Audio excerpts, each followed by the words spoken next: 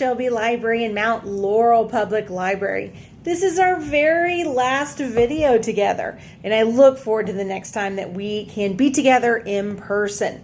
And I hope that you've been doing a lot of science exploration on your own and that you've been reading lots. I have no doubt you will reach your summer reading goal. So today we're going to do a couple of magic tricks. What I want to do first is I want to show you some cool beads that I have. All right. They're really exciting. Are you ready? Here they are. Oh, can you see them? Those don't look very exciting, do they? Weird. So what we're going to do is we're going to make a bracelet out of these really, really boring beads. So in your stem kit, you should have 10 of these beads. Let me count, make sure. 1, 2, 3, 4, 5, 6, 7, 8, 9, 10.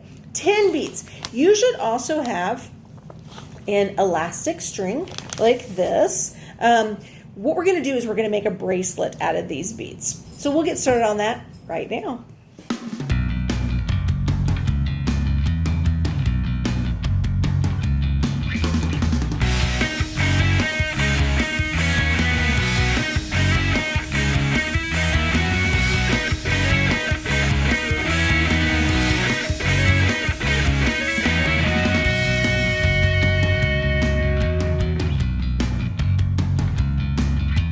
Bracelet is finished.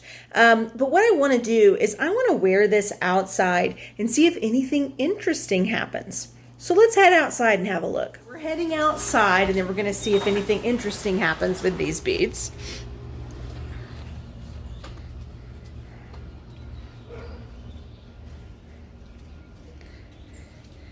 Oh, something very interesting is happening.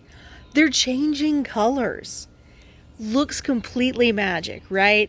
It's not, it's science. These are ultraviolet detection beads, or UV beads.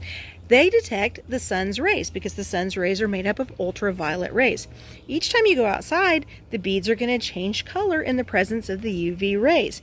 Every time you go back inside, the beads will change back to white. There are a couple ways you can make them not change. You could cover them up. That's a pretty easy way. Or you could put sunscreen on them. Sunscreen is designed to protect your skin from the sun's ultraviolet rays. It'll also do the same for your beads. It's not magic, it's science.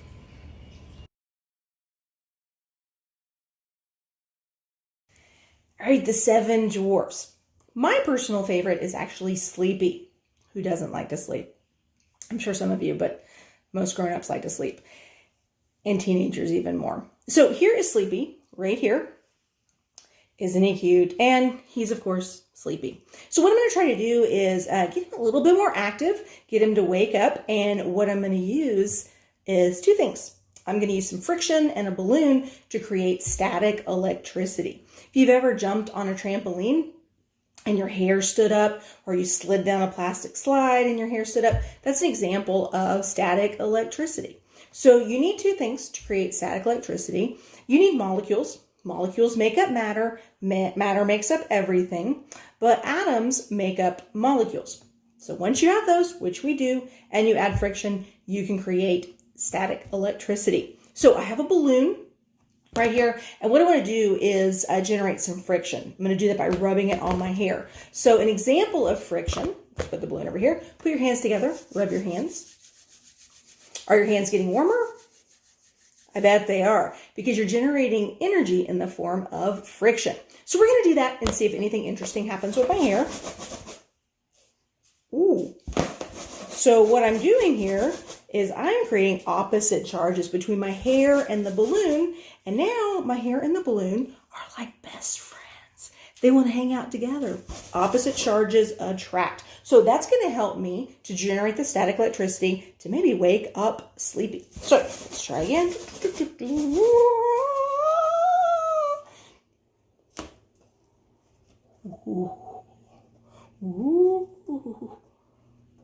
Oh, he's totally waking up. And sometimes you can rub it on your shirt too. Oh.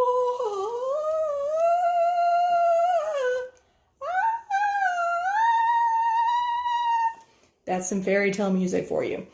So we woke him up using static electricity because we had opposite charges. Opposites attract. So suddenly now the balloon and Sleepy are also best friends. We'll try it one more time. Friction. Making friction.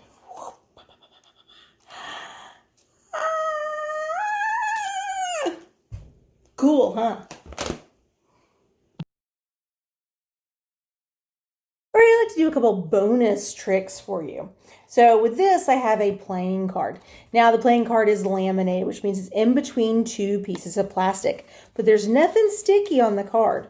I also have a cup right here, and the cup has water in it, and there's nothing sticky on the lid. So what I want to do is I want to take my card and I want to place it on top of the cup like this. And then I want to turn it upside down. Oh, we're already making a big mess. Now, it would really be a disaster if I took my hand away, right? I should totally not take my hand away, but I'm going to take my hand away. How in the world does the card stay on the cup? Looks so magical, right? But it's all a matter of pressure. When I push the card on the cup and I turn it upside down, I remove every bit of air from between these two items. That creates a super strong pressure seal. So when I remove my hand, the pressure seal keeps the card in place.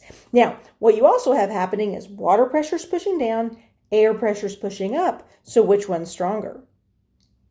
Air pressure is stronger. So if you want to try this at home, be sure to practice a whole bunch over the sink before you try it over anyone's head. All right, let's do something else now. All right, so I have a balloon right here. So I want to blow up this balloon.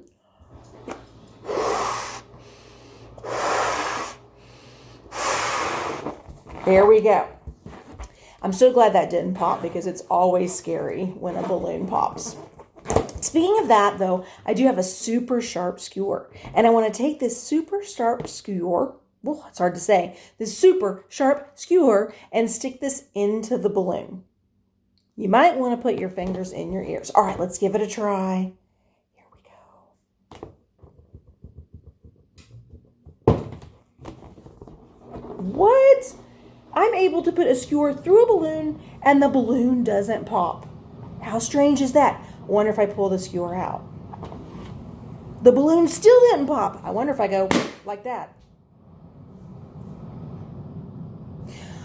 Okay, so what's going on? A balloon is made up of things called polymers. Polymers are actually all around you. In fact, your hair is made up of polymers, your fingernails. Then there are man-made polymers, like Ziploc bags, styrofoam cups, or balloons. Polymers really want to stay together. So matter is anything that has weight and takes up space. Matter is made of teeny tiny things called molecules. If for any reason those molecules are linked and repeating, then it's a polymer. So when I put the skewer through the balloon, and by the way, before I did it, I put a little bit of baby oil on the end, just for good measure. When I put the skewer in the balloon, I went really slow. And I went through the top part of the balloon and the bottom part of the balloon. That's where their most polymers are. So I was able to actually stick the skewer through the balloon and not pop it. The second time, though, I went really fast through the thinnest part of the balloon, the middle. Guess what? I didn't give those polymers enough time to seal around that hole. So what happened to the balloon? It popped. Looks like magic. It's science.